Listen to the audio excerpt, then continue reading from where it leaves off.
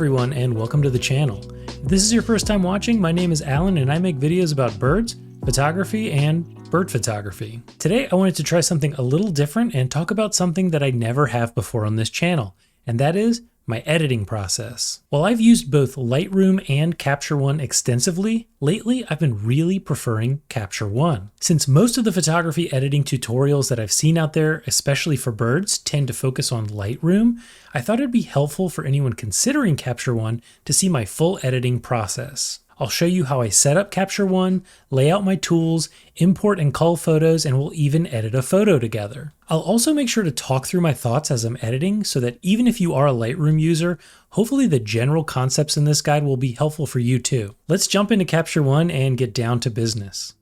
Okay, so the first thing that I want to do before I start editing photos is actually set up Capture One to support my editing workflow. I like to edit photos in a particular order, and so I like to set up my toolbars to support that. And also, I don't know if you're like me, but I was a former Lightroom user and I prefer all of my tools to be on the right side of the screen. So the first thing that I like to do is go ahead and move those. And you can do that in the view menu by heading down to the tools menu under customize tools and select place right. So matter of preference, but I like to have all of my tools on the right hand side and my browser on the left hand side. The next thing I like to set up are the tabs here in the top, and I like to set them up again in a particular order so that I'm clicking through each one in the order that I edit. First is the library here, and this is how you navigate to and filter on and find your images. Next up, the tether tab is really just useful if you're shooting in a studio and you have your camera tethered to Capture One. I personally do not, so I right click and I remove the tether tab. The next thing I do when I'm editing a photo is I actually like to adjust the crop first, so the shape tab feels appropriate to me. So here I think I leave all of this pretty much untouched. It lets you select the specific crop and any rotation or keystone changes that you need to make. I'm not going to change this one, but I do like it to be next up in line. The next thing that I like to edit is my exposure and my white balance. And most of those things are found over here on the adjustment tab. So I actually want that to be next. And you can change the order of things by right clicking and by removing some of the other tabs until you get the ones that you want in the right order. So adjust is going to be the next one that I want, so I removed the other ones and we'll add some of them back in just a minute. And then you can actually customize the actual settings here that appear on the adjustment tab, and I always like to have the layers on the rest of the tabs going forward at the top because I'll make multiple layers and I want to see them on every tab. So layers go on the top for me. I don't really use style brushes, so I remove those. And then smart adjustments aren't something that I normally use either, so I go ahead and remove those.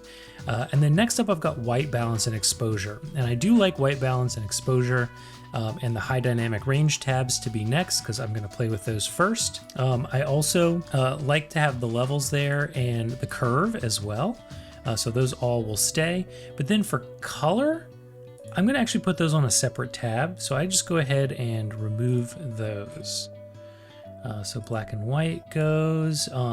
Clarity and dehaze I actually will put on the refine tab, so I'm going to remove those as well, but I do leave the vignetting here. So this is what works for me for adjustments. We'll see that and practice in a few minutes.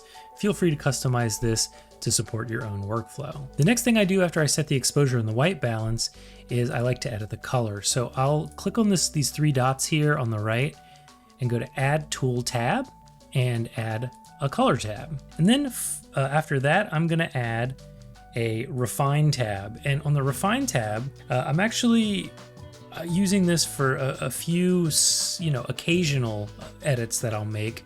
I don't use the navigator.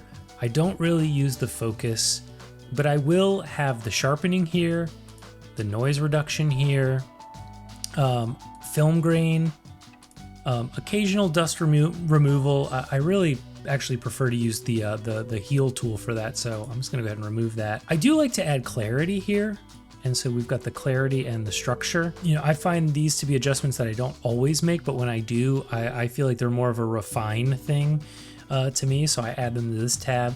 And then really you can look through add tools and find if there's anything else that you'd like to use. And you can go ahead and add it here as well. But I think that's it for me. Finally, I like to add a style tab, and this is where you can apply built-in presets and custom styles, which we won't be going into today, but this is the order that I like to edit. I start with selecting the correct folder to pick the right photo, then I adjust the crop and the rotation, then having a more up-to-date histogram that reflects just what's in my crop, tweak the color, add final refinements, and then I'm done. So my setup now supports my editing workflow. Next up, what I want to talk about though is importing and culling photos. As a bird photographer shooting on a 45 megapixel sensor, I am very cognizant of how much space that a lot of these files can take up, especially if you go out shooting all of the time.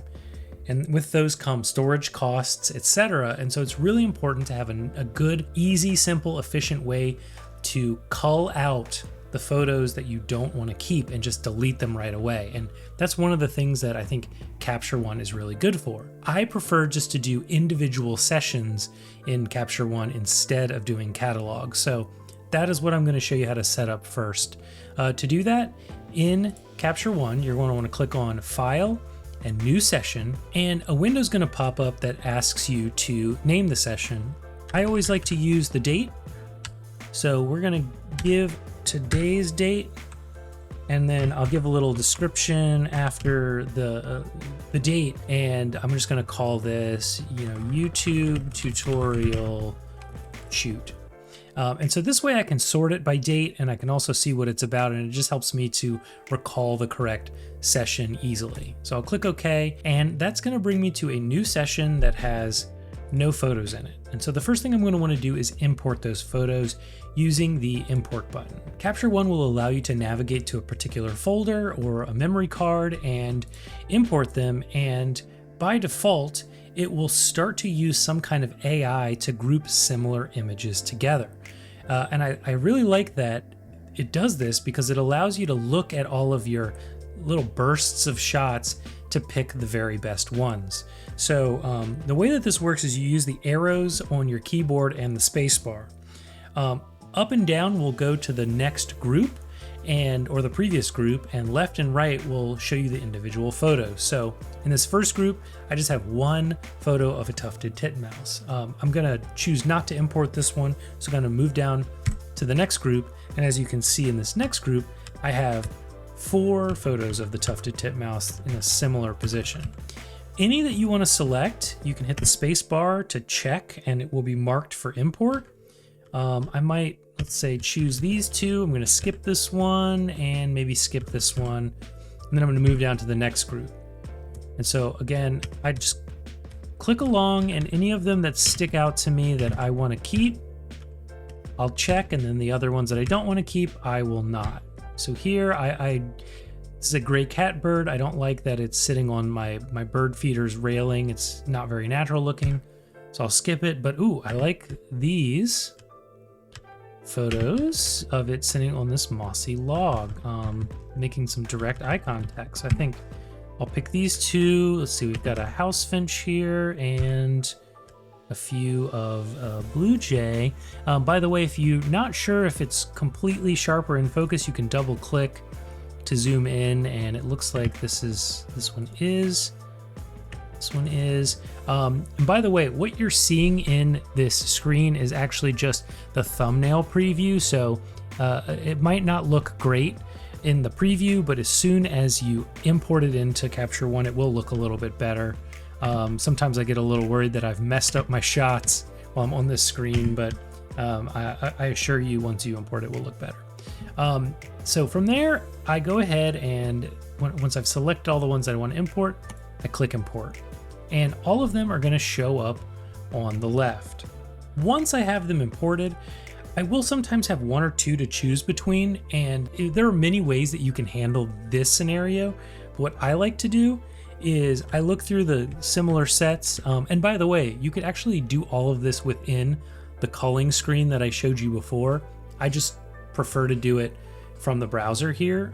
But when I select the one that I want to keep, let's say it's this one, I have hotkeys set up on my keyboard, 1, 2, and 3, that will mark the item with a specific color. I think 1 is green, 2 is yellow, 3 is red. I will just mark them yellow if I want to come back and edit those later.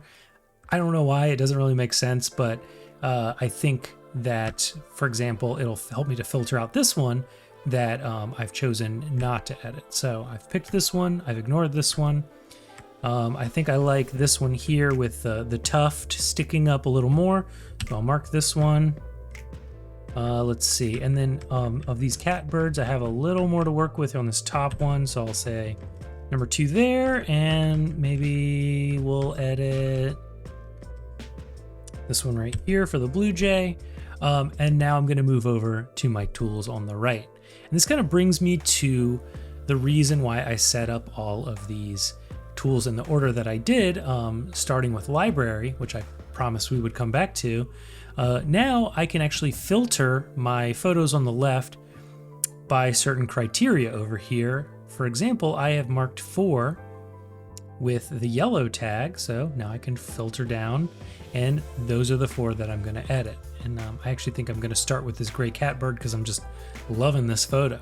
So before I jump in and start editing this photo, I did want to just take a second to talk a little bit about my general editing philosophy, and it gets to the core of why I really hesitated for so long to make a video like this. The truth of the matter is there isn't really a right way or a wrong way to edit photos. It's a very personal process, and it's a matter of taste. My editing style might not be to your taste, and your editing style might not be to my taste, and that's really okay. I think the important part is that as you edit more and more, that you learn to develop your own style and that you like the photos that you're editing. So you might watch this video and look at the photo that I edit and hate it, but hopefully along the way, you can learn by comparison or by contrast what you like and how to use the tool to develop your own style. So that's really my goal here. And if you already have an editing style, great. But if you don't, one thing I would say as you're going down this path and thinking about editing a photo of your own is really think about what you want to accomplish when you're editing your photo. You see, when your camera takes a raw photo, what it's doing is trying its best to capture as much light and exposure data as possible, and Capture One is going to render that raw file in a very flat and neutral way. And so what you do with that data is really up to you and your artistic preferences and your style. Some people want to take the image and render it in a way that really truly accurately represents how they felt in the moment when they took the photo, or they want the photo to accurately represent what they saw when they were really standing there. There are some other folks that really prefer to be more artistic, and it's more about the artistic process and the feeling that's being elicited. And either approach is fine and valid and okay, but you've got to decide what you want to do with your photos and really what you're trying to represent and show your viewer with your photo. And so I can't tell you which one to choose, but what I can say is that when I'm thinking about where I typically lean, I think it's somewhere in the middle. You'll see as I get into my editing process, I edit very minimally. I try to edit authentically.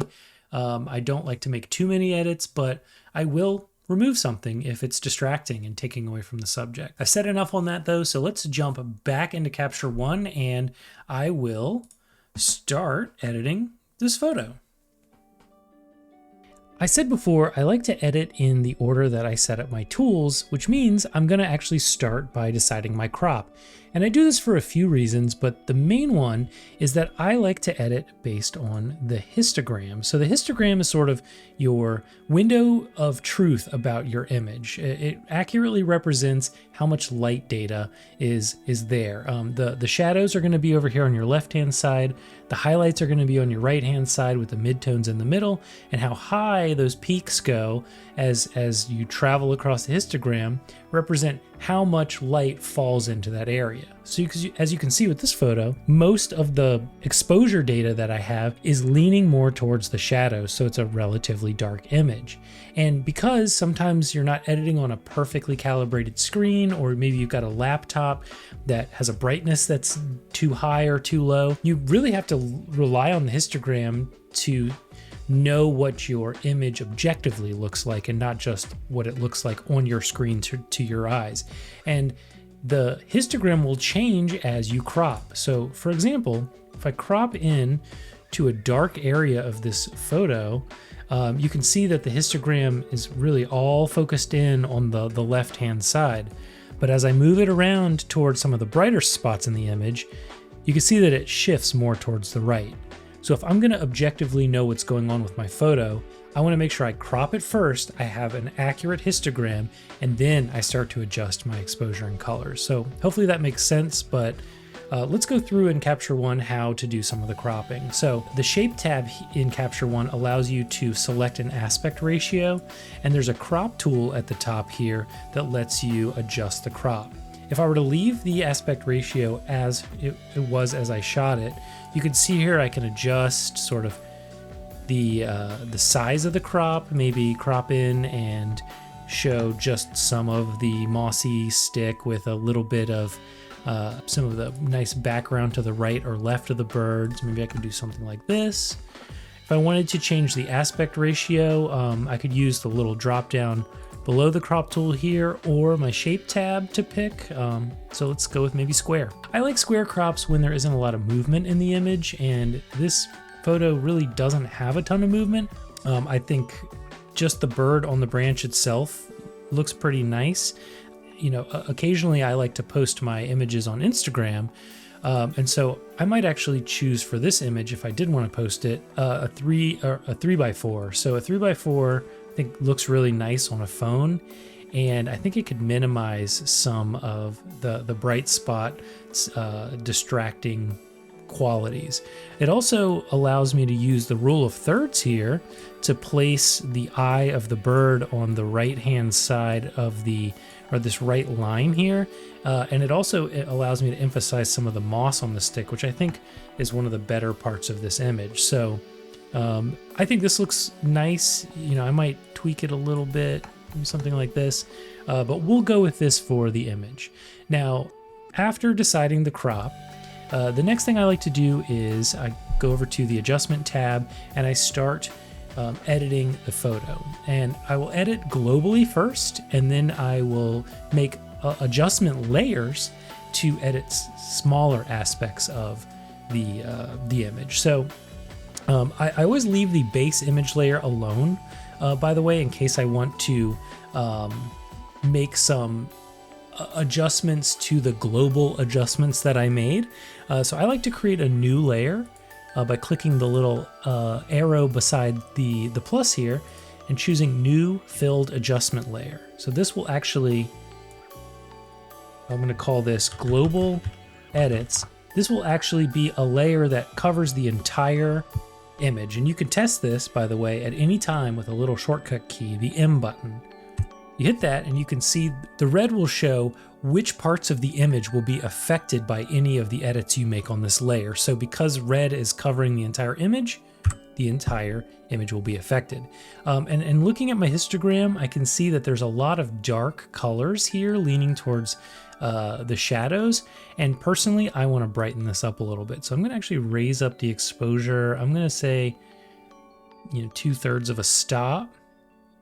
And I'm going up a little more than I would like the entire image to look, because I want to actually emphasize the brightness of the bird and darken up the background in just a second. So I'm just brightening up the whole thing. I'm going to balance the histogram a little bit. Maybe we'll go half a stop. I think that's good. Otherwise, globally, I really don't like to make that many changes. So I'm going to just leave it at that. I'll bring up the exposure a little bit, and then we'll make more specific changes to parts of the image from there. For this next part, I'm going to create a layer. I'm not going to be creating a filled layer, but just an empty layer. And I'm going to call this Vignette. And I'll show you how to edit just part of the layer. Small editor's note. I forgot to mention that the next tool that I'm going to use is called a radial gradient mask, and you can find it by clicking on the little circle above your layers. If you click this, you can actually create a round mask that will only affect part of the image. And again, I'm going to use my M button here to show you which part will be affected. You can see I've created sort of a very gradual mask that gets more and more solid as it gets further and further away from the bird. And so I don't like them to look like this where they're very, very sudden because it'll be noticeable in your image. I like to gradually ease into them by shrinking the middle circle and expanding the outer circle of the mask. And then I'm just going to grab this exposure slider and bring the exposure of the image down by almost a stop. And just to show you the before and after, you can see this really helps the bird to pop out against the dark background. And I'll sort of adjust this as looks good, sort of toggling back and forth to see what I like. And I like this, so I think I'll leave it. Now, if I feel like this is too strong, one thing you can do is actually just edit the opacity of a layer to blend it a little more. So a lot of times I will make the edit that I think looks good and then back it off by 75% because I find that maybe I went a little too strong. I find that I'm a little too heavy-handed. So I like to just know myself and then back it off a little bit by maybe 25% or so. And so looking at the before and after, I think this is looking pretty good. In terms of the rest of the adjustments that I might make on the adjustment layer, I might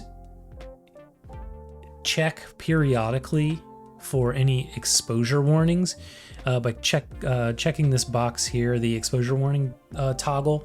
And you'll see anything that is a blown out highlight will appear in red.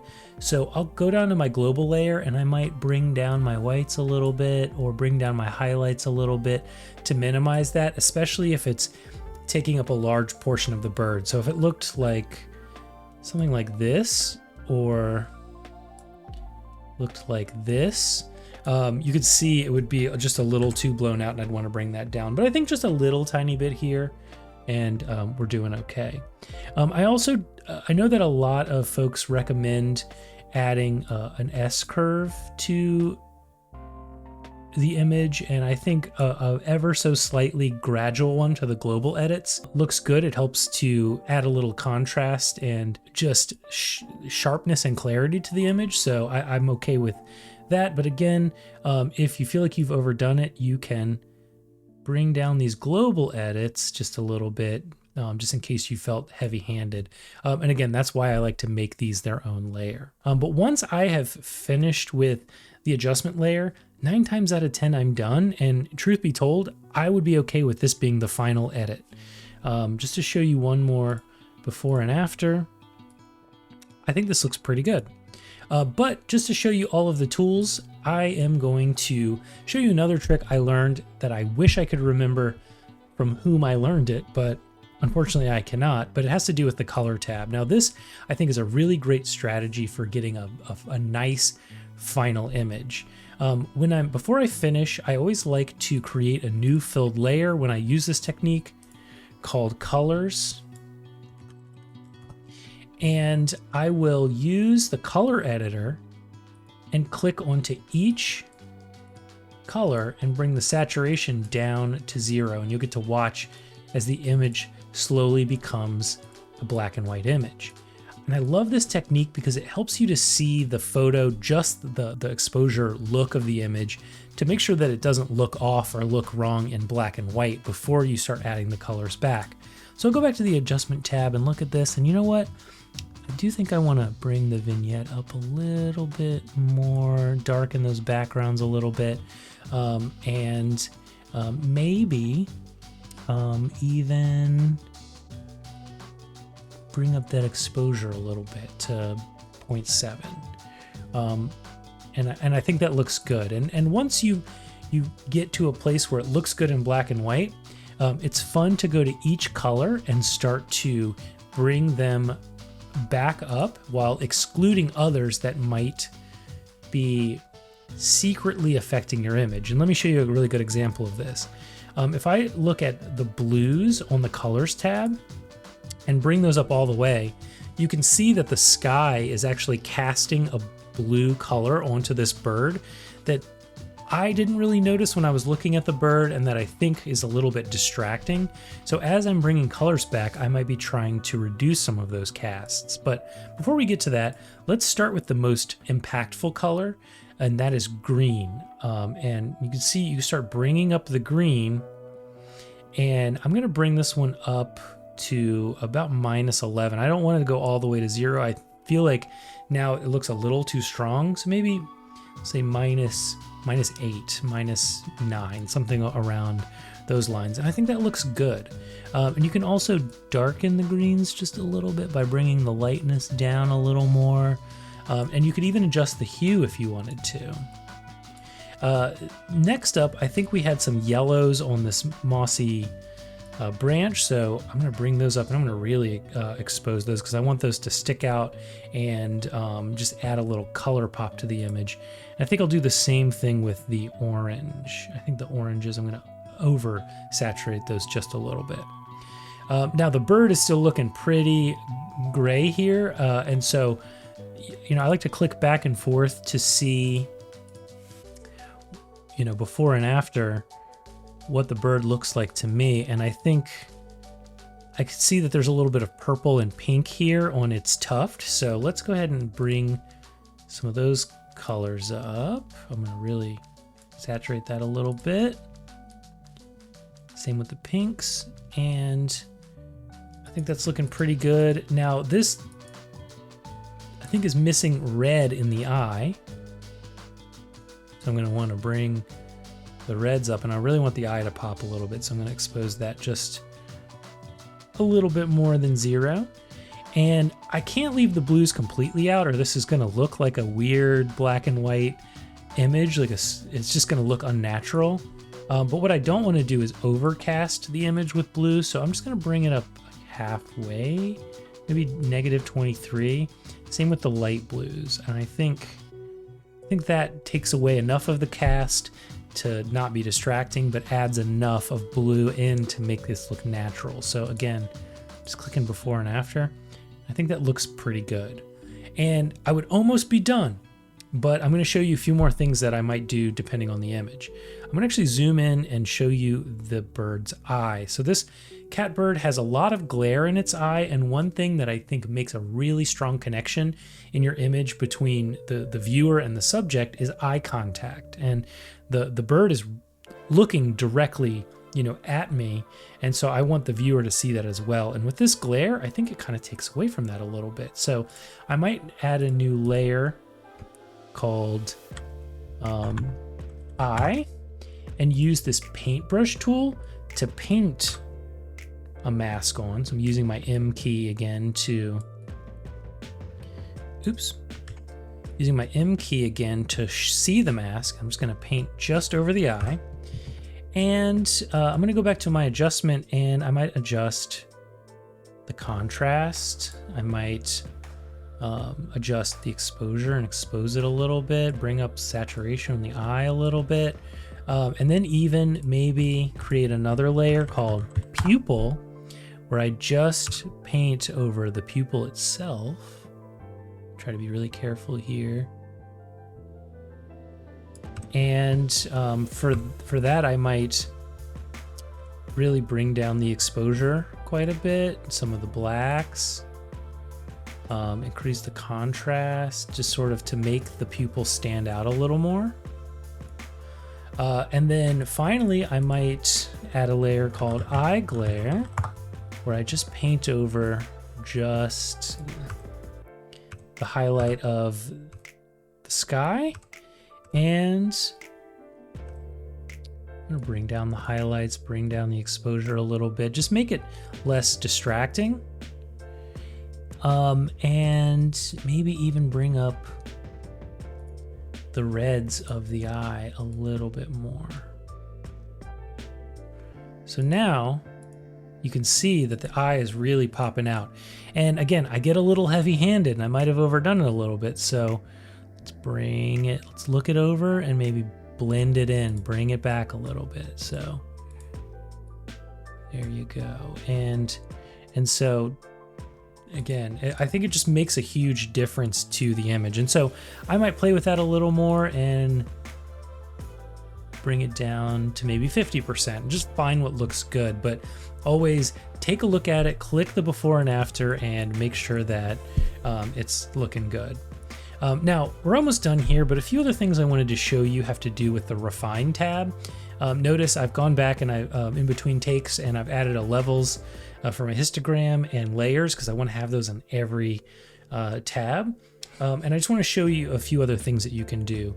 You can apply sharpening to the image. I typically won't. I like to just try to get it as sharp as possible in camera. I will sometimes use noise reduction, although again, I prefer Topaz Photo AI for that. If you did want to keep it all in-house and do it in Capture One though, they do have some noise reduction. It's not as good as AI noise reduction in Lightroom or Topaz, but it's good enough, I guess. But you can affect this setting with the luminance slider. So just bring it up a little bit, and you can see that it cleans up some of the noise. But one thing it has the effect, or one thing it has the impact of doing, is softening the image and keep, bringing the sharpness down. So I would say use this as sparingly as possible.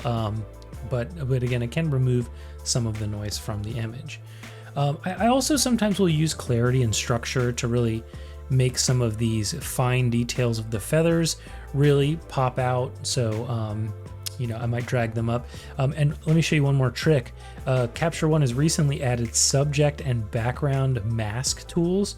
So if you wanted to just sharpen or add some clarity to the bird, for example, maybe you can click on the subject mask and it'll take a second and it will draw a mask just around your subject. So you might bring up the structure and the clarity a little bit to just make it look a little more sharp and contrasty than the background. You could also potentially add a background mask, and you can see that it's going to show the whole background. And if you wanted to, you could even edit it by hitting this little eraser and maybe edit out this stick, because I don't want the stick to be part of it. I just want the background. It could be a little bit of a rough cut here. And you could decrease the clarity and structure quite a bit on the background to just make it a little more creamy and blurry. So just to show you the before and after, I think versus the noise reduction, sometimes this can have a better effect that doesn't reduce the sharpening of the image.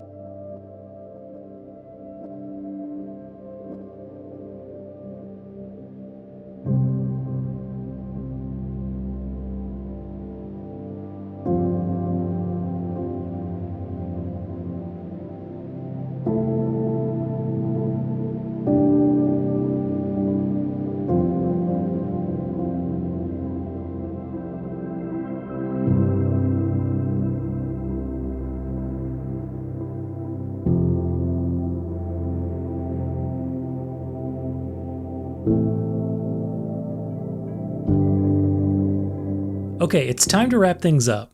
This was a long one, so thank you if you stuck with me through the whole video. I hope you found some of my thoughts helpful as you set out to either learn Capture One or maybe develop your own photos. If you did like this video and you want to see more like this, let me know down in the comments below. If there's enough interest, I might even make photo editing workshops like this a regular series on this channel. Until next time though, take care and thanks for watching.